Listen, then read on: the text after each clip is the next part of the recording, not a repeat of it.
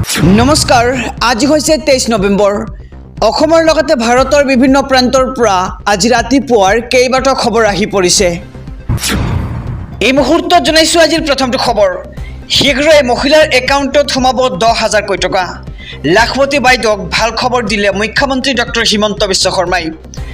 লাখপতি বাইদেউ আঁচনিৰ বাবে আবেদনকাৰীসকলৰ বাবে আহি পৰিছে ভাল খবৰ। ফেব্ৰুৱাৰী মাহত 90% সম্পূৰ্ণ হৈ যাব ভেৰিফিকেশ্যনৰ কাম আৰু শীঘ্ৰেই মহিলা আত্মসহায়ক গোটে লাভ কৰিব 10,000 কোটি টকা আৰু 2 দিনৰ ভিতৰতে আত্মসহায়ক গোটৰ প্ৰতিগৰাকী সদস্যৰ একাউণ্টত সোমাই পৰিব 10,000 কোটি টকা আৰু ফেব্ৰুৱাৰী মাহৰ ভিতৰতেই আৰম্ভ হ'ব 10,000 টকা লাভ কৰা প্ৰক্ৰিয়া আৰু প্ৰতিগৰাকী মহিলাৰ একাউণ্টত সোমাব 10,000 কোটি টকা। ধনৰ সদ্ব্যৱহাৰ কৰিলে লাখপতি হোৱাৰ সুযোগ লাভ কৰিব মহিলাসকলে। আৰু ধলাইত নিৰ্বাচনী প্ৰচাৰ চলাবলৈ গৈ মুখ্যমন্ত্ৰী এই ডাঙৰ মন্তব্য। লাখপতি বাইদেউ আঁচনিৰ আবেদনকাৰীসকলৰ বাবে আহি পৰিছে ভাল খবৰ। খবৰটো জনাইছোঁ যে ফেব্ৰুৱাৰী মাহত 90% সম্পূৰ্ণ হৈ যাব ভেৰিফিকেশ্যনৰ কাম আৰু শীঘ্ৰে মহিলা আত্মসহায়ক গোটে লাভ কৰিব 10,000 কোটি টকা আৰু 2 দিনৰ ভিতৰতে আত্মসহায়ক গোটৰ প্ৰতিগৰাকী সদস্যৰ একাউণ্টত সোমাই পৰিব 10,000 কোটি টকা। হিমন্ত বিশ্ব শৰ্মা কেবিনেটৰ 11টা ডাঙৰ ঘোষণা। অসমৰ বহুকেইখন গাঁও আৰু জিলাৰ নাম সলনি হ'ব।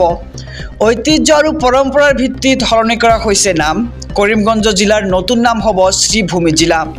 পৰৱৰ্তী পৰ্যায়ত আন বহু গাঁও আৰু জিলাৰ নাম সলনি কৰাৰ সিদ্ধান্ত ৰাজ্য চৰকাৰৰ।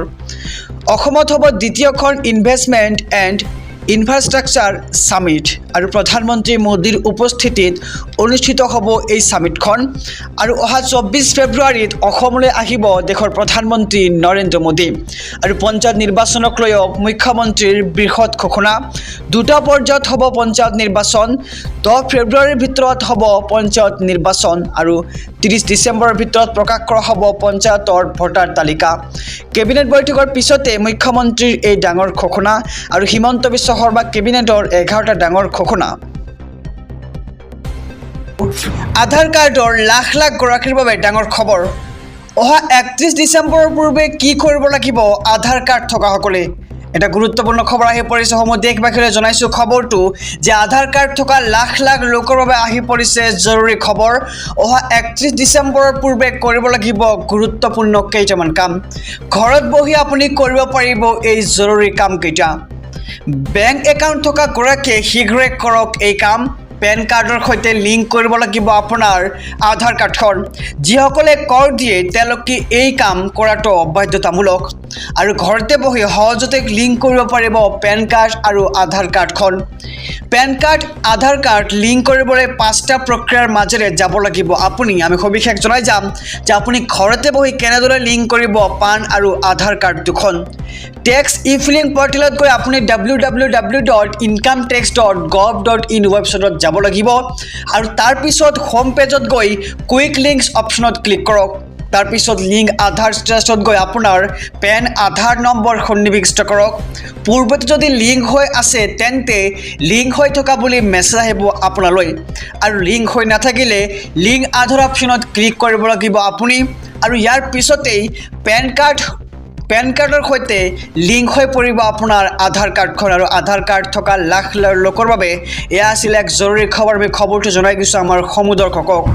এই মুহূৰ্তত জনাইছোঁ আজিৰ 4ৰ্থ নম্বৰ খবৰটো। লাখ লাখ মহিলাৰ বাবে আহি পৰিছে ডাঙৰ খবৰ। নতুনকৈ 15ৰ পৰা 20,000 পৰিয়ালে লাভ কৰিব অৰুণোদয় আঁচনিৰ ধন। ৰেচন কাৰ্ড থকা লাখ লাখ লোকে লাভ কৰিব অৰুণোদয় আঁচনি। নতুনকৈ 15ৰ পৰা 10,000 পৰিয়ালে লাভ কৰিব অৰুণোদয় আঁচনিৰ সুবিধা। শীঘ্ৰে প্ৰদান কৰা হ'ব অৰুণোদয় আঁচনিৰ প্ৰপত্ৰ লগতে অৰুণোদয় আঁচনিৰ সুবিধা। যাৰ ঘৰত ৰেচন কাৰ্ড আছে তেওঁলোকে পাব অৰুণোদয় আঁচনিৰ সুবিধা আৰু নতুনকৈ আৰম্ভ হৈছে অৰুণোদয় বাছনিৰ প্ৰক্ৰিয়া। অৰুণোদয় আঁচনিৰ অধীনত মহিলাসকলে মাহেকত লাভ কৰিব 1250 টকাকৈ আৰু ধলাইত নিৰ্বাচনী প্ৰচাৰ চলাবলৈ গৈ ৰাজ্যৰ মুখ্যমন্ত্ৰী ডক্টৰ হিমন্ত বিশ্ব শৰ্মাই কৰিছে এক ডাঙৰ মন্তব্য যে ৰেচন কাৰ্ড থকা লাখ লাখ লোকে এতিয়া লাভ কৰিব অৰুণোদয় আঁচনিৰ সুবিধা। নতুনকৈ 15ৰ পৰা 10,000 মহিলাই লাভ কৰিব অৰুণোদয় আঁচনিৰ সুবিধা আৰু শীঘ্ৰে প্ৰদান কৰা হ'ব এইবাৰ অৰুণোদয় আঁচনি।